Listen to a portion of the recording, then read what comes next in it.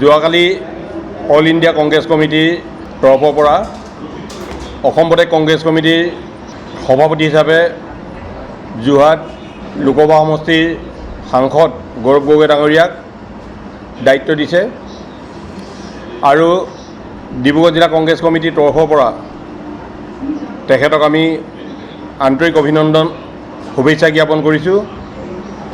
আশা কৰিছোঁ তেখেতৰ নেতৃত্বত অসম প্ৰদেশ কংগ্ৰেছ কমিটিৰ সাংগঠনিক দিশ অধিক মজবুত হ'ব আৰু অহা ২৬ চনৰ যি বিধানসভা নিৰ্বাচন, এই নিৰ্বাচনত তেখেতৰ নেতৃত্বত কংগ্ৰেছ দলে এখন চৰকাৰ গঠন কৰিবলৈ ৰাইজৰ পৰা সেই মৰম আৰু সেই যিটো সমৰ্থন সেইটো আদায় কৰিব আমি পাৰিব বুলি আশা কৰিছোঁ।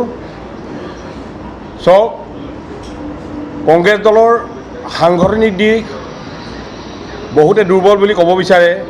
অকল নিৰ্বাচনত হয়, নিৰ্বাচনত হাৰিলে দুৰ্বল নিচিনা দেখায়, কিন্তু কংগ্ৰেছ দলৰ সাংগঠনিক ইমান দুৰ্বল নহয়। অসম প্ৰদেশ কংগ্ৰেছ কমিটিৰ আগৰ যি সভাপতি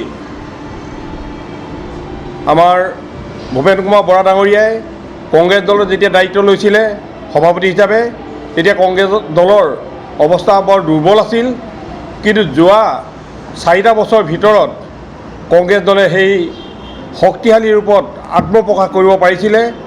তেখেতে ভাৰত জোড়ো যাত্ৰা, ৰাহুল গান্ধীৰ নেতৃত্বত যি ভাৰত জোড়ো যাত্ৰা হৈছিলে, সেই যাত্ৰাৰ লগত সংগতি ৰাখি অসমতো ভাৰত জোড়ো যাত্ৰা কৰিছিলে। হাজাৰ হাজাৰ জনগণে ভাৰত জোড়ো যাত্ৰাত ভূপেন বৰা ডাঙৰীয়াৰ লগত সহযোগিতা কৰিছিলে।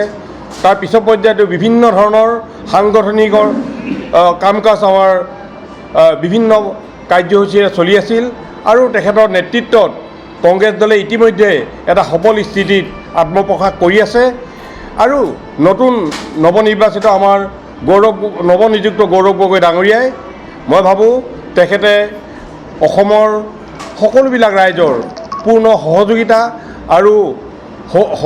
আৰু মানে তেওঁলোকক সমৰ্থন আদায় কৰিব পাৰিব।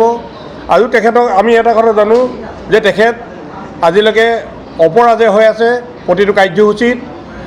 ইমান শ শ কোটি টকা খৰচ কৰিও বিজেপিয়ে লোকসভা নিৰ্বাচনত তেখেতক পৰাভূত কৰিব নোৱাৰিলে। তেখেত বিজয়ী হৈ আহিলে। তেখেতৰ এই বিজয় যাত্ৰাই অহা ২৬ চনত কংগ্ৰেছ দলক যে বিজয় কৰাই নিব, সেই ইচ্ছা আমি তেখেতৰ সন্মুখত দেখিছোঁ।